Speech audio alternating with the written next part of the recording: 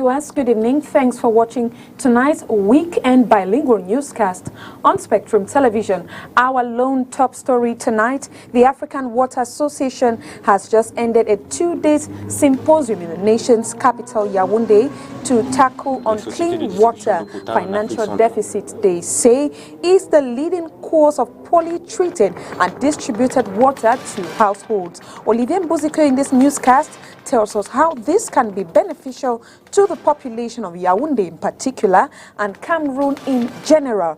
And in posture of a news guest tonight, Guy Parfait Ndoumbe, jurist, who talks on some of the lapses in the medical corps and other expectations. And those were our top stories. Thanks for watching again tonight's Weekend Bilingual Newscast on Spectrum Television. Our first story comes up in the French language with Leila Renganzo. Good evening, Leila. Bonsoir à vous, Joséphine Binzi. Mesdames, bonsoir. Monsieur, bonsoir et merci d'être avec nous. Il est 20h sur les antennes de Spectrum Télévision, c'est le journal. Le ministre des Petites et Moyennes Entreprises a reçu cette semaine les vœux de ses collaborateurs. C'était au cours de la conférence annuelle de ses services placés cette année sur la perspective de la mise en œuvre de la politique d'import-substitution. Je vous propose d'écouter Achille Basiliki au micro d'Olivier Mbuziko. Les PME, les organisations économiques sociales et les artisans face à la politique d'import-substitution. Pourquoi cette thématique?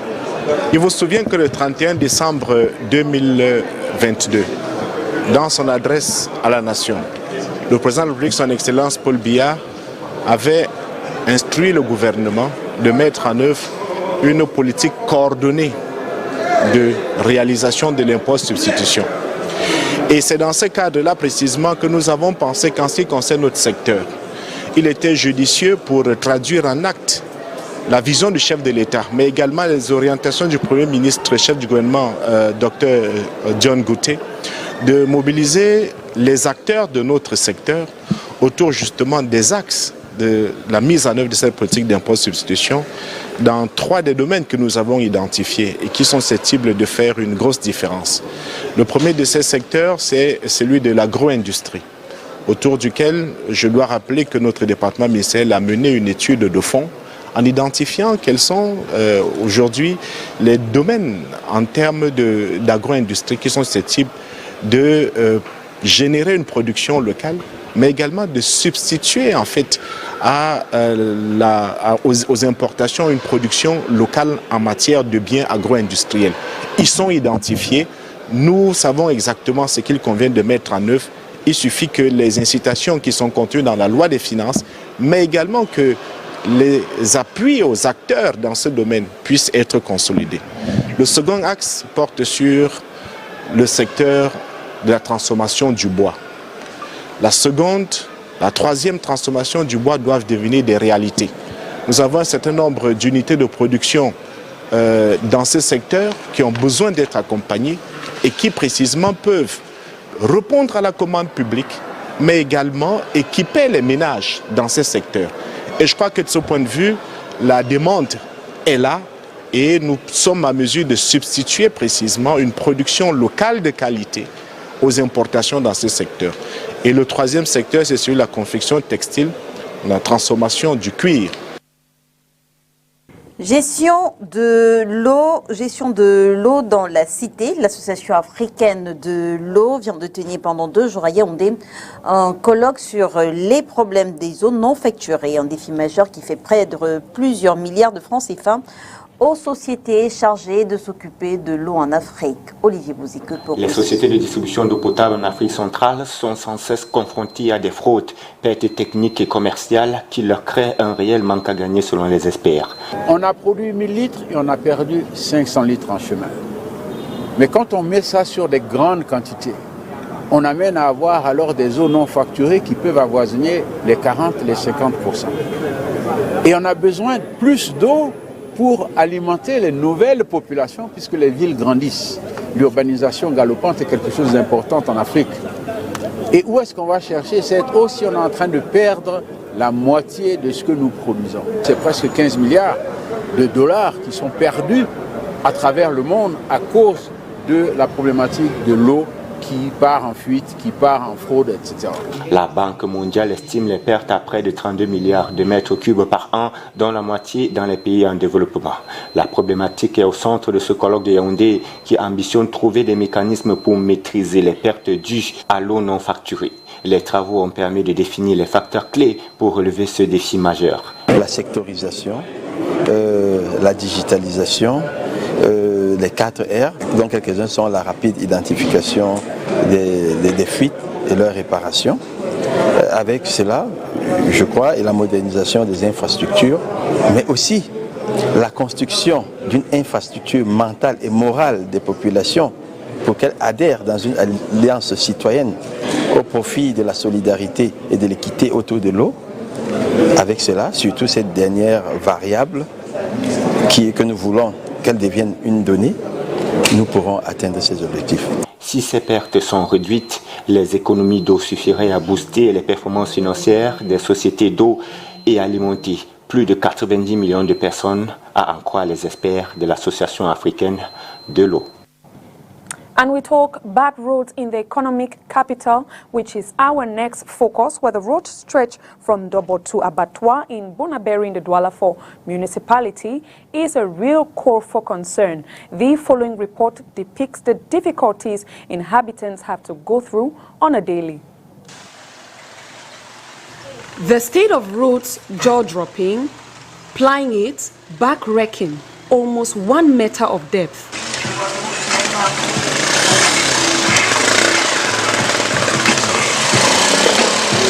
This is Ndobo, leading to Abattoir Bonaberi in the Douala 4 municipality.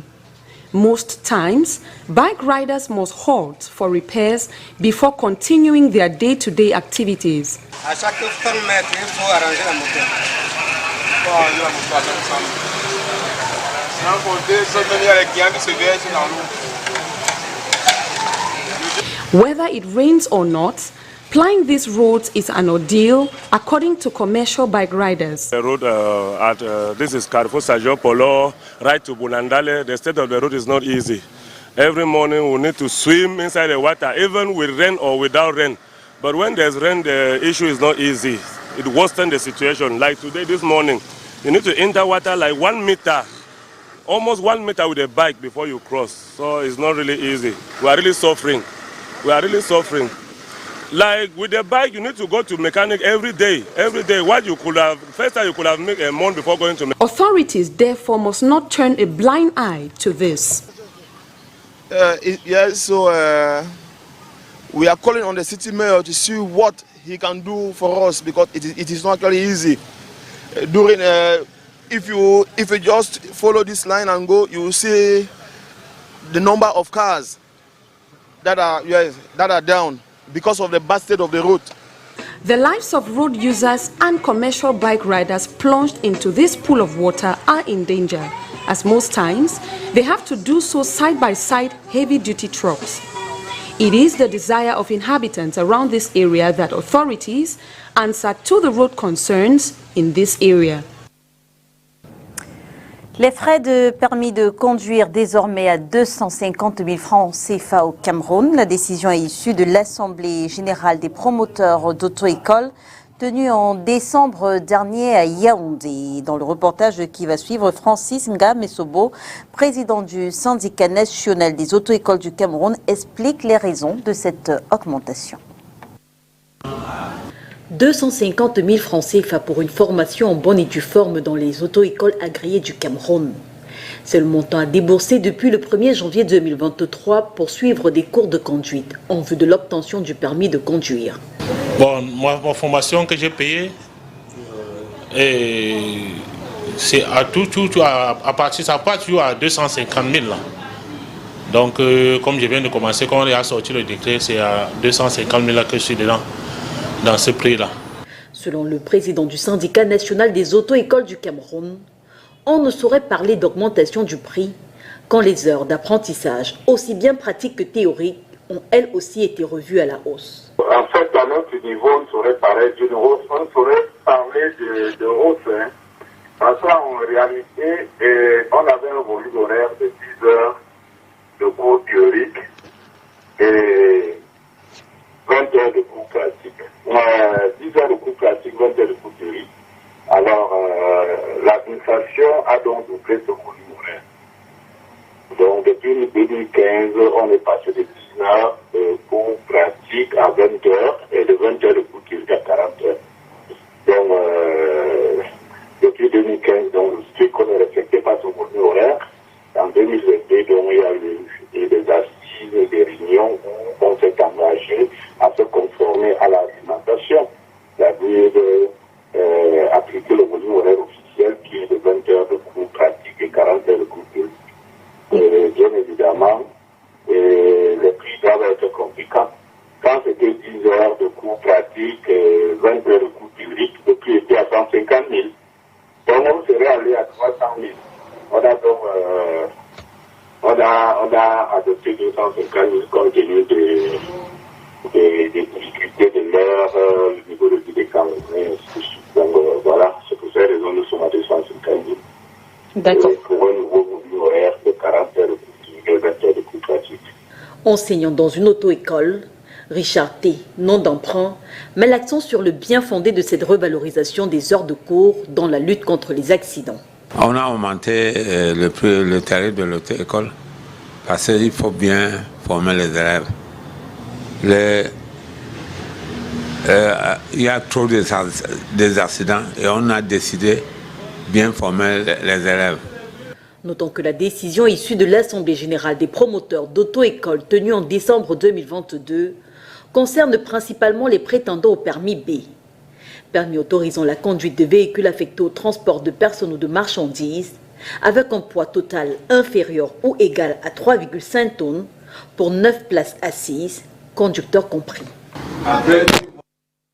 Et on reparle de l'agression et du meurtre de l'avocat camerounais maître Samuel Victor Diboma.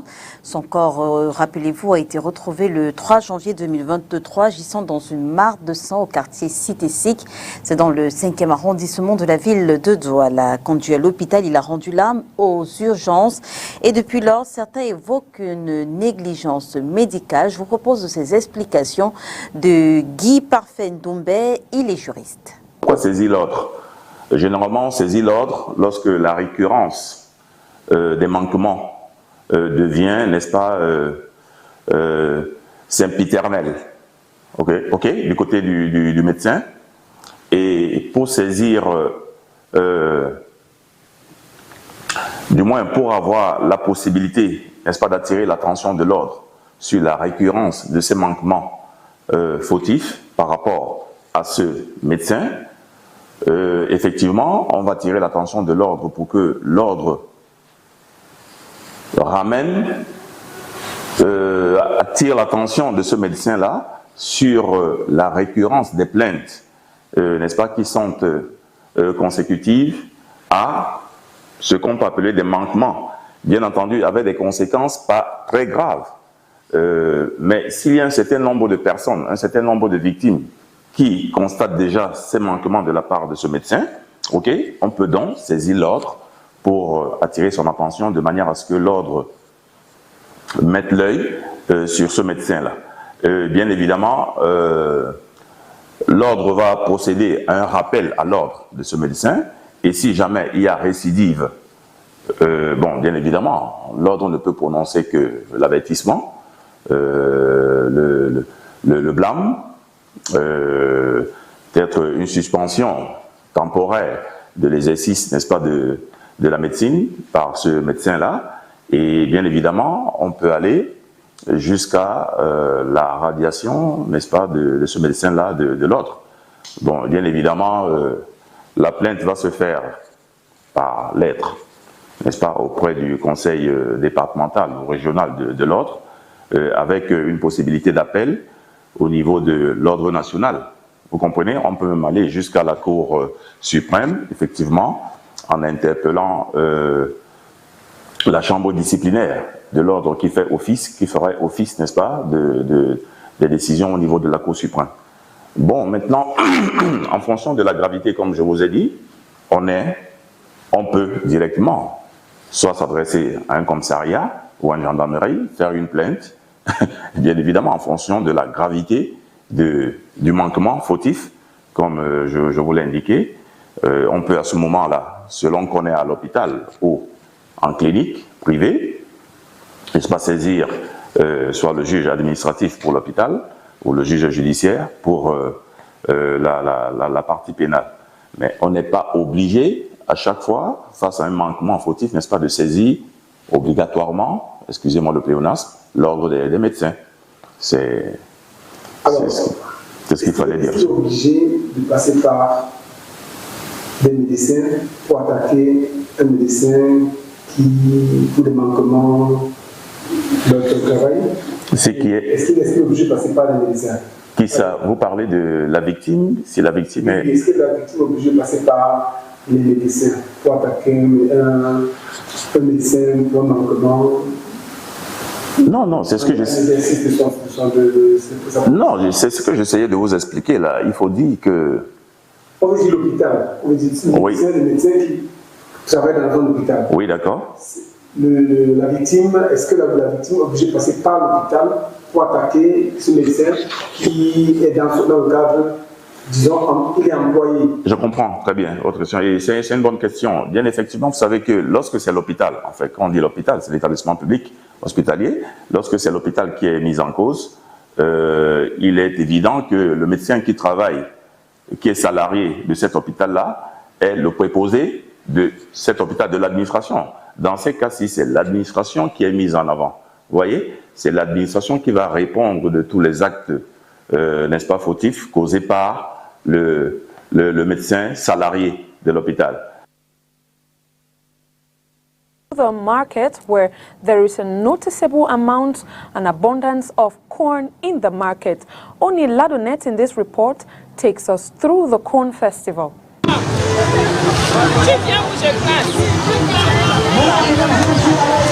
It won't be an exaggeration to classify this cereal grain as one of the most consumed vegetable in Cameroon.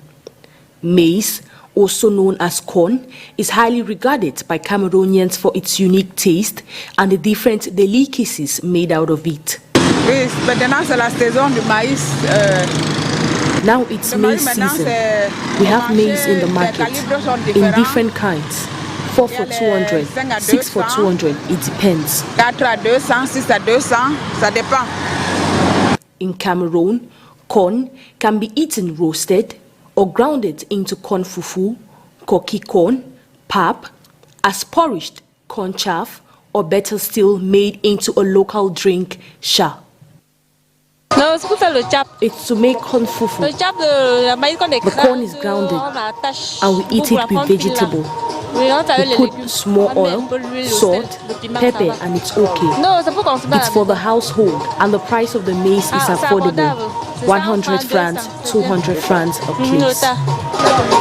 Rich in several vitamins like vitamin C, magnesium, fiber, phosphorus, this starchy grain comes in different colors. However, there exist just 2 types in the market. C'est 2 qualités, il y a le maïs blanc, il y a le maïs rouge. Et ça sort du We have 2 types of maize in the market. We have the white and the red maize.